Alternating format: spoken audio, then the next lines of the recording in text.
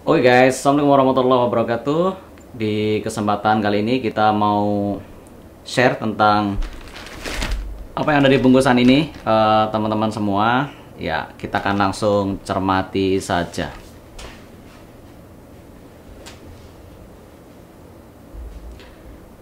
Oke baik, kita akan langsung buka saja apa yang ada di dalam box ini.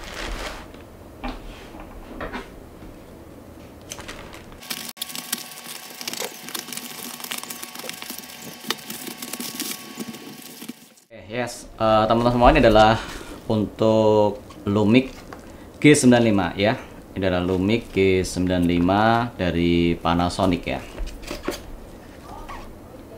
Oke, kemasannya cukup bagus dan rapi ya.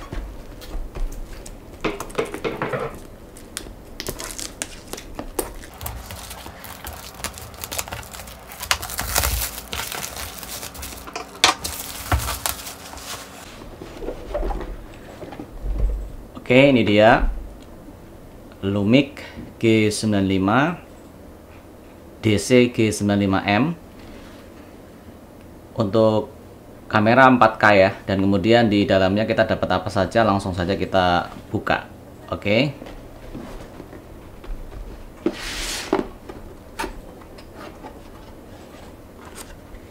Nah, teman-teman bisa lihat yang pertama di sini kita dapat screen guard protector ya.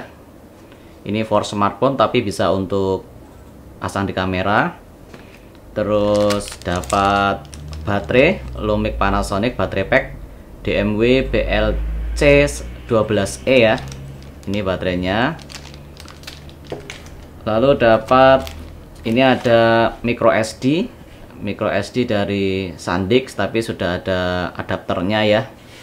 Jadi micro SD dari SanDisk 64 GB. Nah, mungkin di paket pembelian masing-masing nanti berbeda ya. Untuk ini bisa jadi cuma bonus saja dari penjualnya. Lalu ada kartu garansi. Kemudian di sini ya, ini kayak tutorial ya untuk baterainya. Kemudian ini apalagi? Ini adalah prosedur untuk upgrade firmware-nya. Nanti kita akan baca-baca ya untuk firmware-nya. Di sini adalah buku basic operating-nya, basic operating instruction dari Panasonic.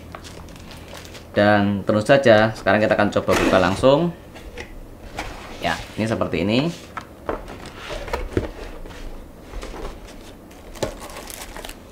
Ini dapat lens hood ya, ada lens hood. Kemudian ini kamera fix. Ini kamera fix yang tipenya 12-60 ya, 12-60. Kemudian apalagi? Ini kepala charger. Jadi nanti ada USB untuk chargingnya.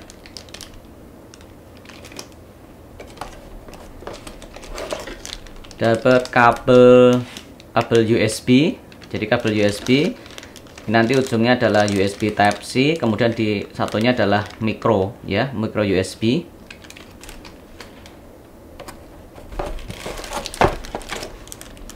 Ini untuk chargernya, charger baterainya, untuk charger baterainya.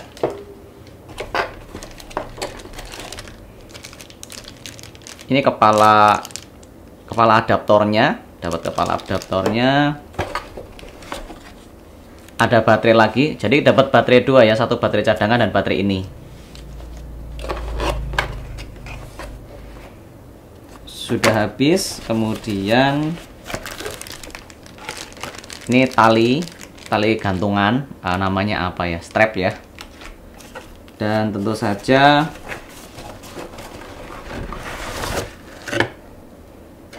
ini sudah habis, tidak ada isi yang lain. Kita taruh sebelah sini. Dan ini unitnya.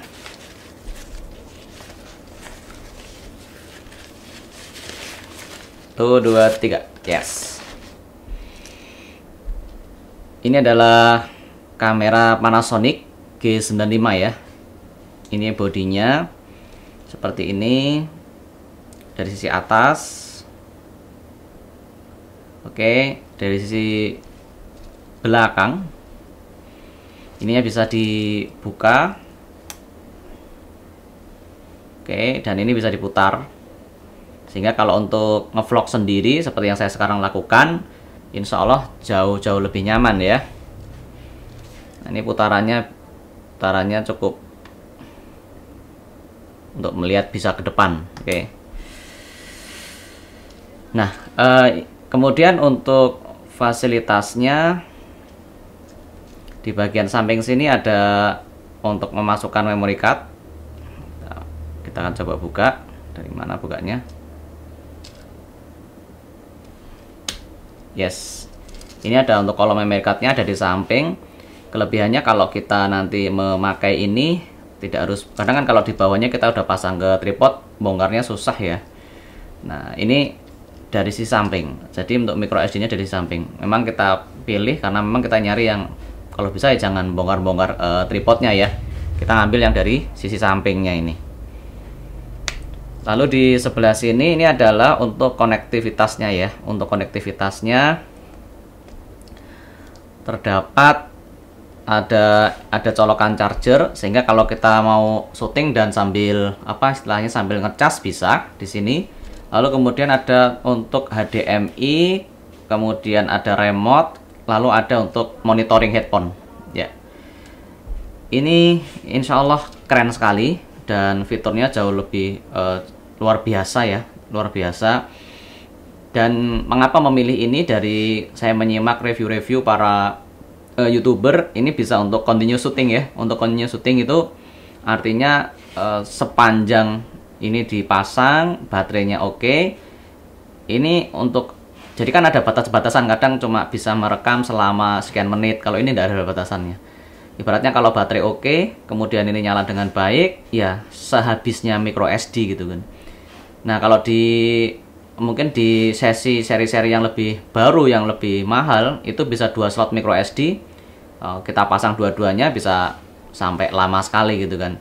Maka ini kita pilih dan semoga bisa menambah kualitas dari konten yang nanti kedepannya dibuat gitu. Itu saja mungkin yang bisa saya bagikan untuk sekarang ini. Saya perlu mengeksplor ini lebih dulu supaya bisa nanti cerita lebih banyak mengenai kamera Panasonic kemudian seri DC-G95M ini. Dan yang jelas ini sudah 4K ya, sudah 4K, sehingga harapannya nanti gambarnya juga jauh lebih cemerlang. Oh ya, tadi belum dibuka untuk lensanya. Ini kita coba buka lensanya. Ya, ini lensa Lumix Panasonic Micro HD. Kemudian di sini ada penjelasannya. Ini 12 sampai 60. Nanti kita akan coba apa saja yang bisa dikaryakan menggunakan kamera lensa kit bawaan dari paket pembelian ini. Ini bukan lensa khusus tambahan beli sendiri, tapi adalah lensa kit langsung dari produk ini sendiri. Terima kasih sudah menyimak untuk sesi kali ini. Dan untuk mengapa memilih kamera dan sebagainya, sebenarnya banyak pertimbangan. Salah satunya adalah, kemarin ada juga yang bertanya bagaimana kalau kita memilih kamera gitu kan, dari sisi budget, dari sisi idealisme gitu kan. Nah, kalau budget itu terbatas ya kita sesuaikan dengan budget yang kita miliki gitu kan. Kalau budgetnya ibaratnya unlimited, ya milih kamera ya sesuka kita gitu kan. Nah, kalau dengan budget yang terbatas, kita harus betul-betul memilih menggunakan kamera untuk, misalnya saya ini kebutuhannya untuk ngevlog, untuk bikin konten-konten sederhana yang penting sudah 4K. Ya, kamera ini yang saya pilih, yang saya untuk upayakan di kemudian hari. Untuk saat ini sendiri saya recording dengan iPhone 12 Pro ya. Jadi walaupun dengan format HD saja ya, dengan HD saja, tujuannya biar mudah diedit. Terima kasih sudah menyimak dan ingat subscribe supaya tidak ketinggalan dari sharing-sharing yang saya bagikan dalam channel ini. Sekali lagi semoga bermanfaat. Terima kasih. Saya Andrea Susanto, tetap semangat.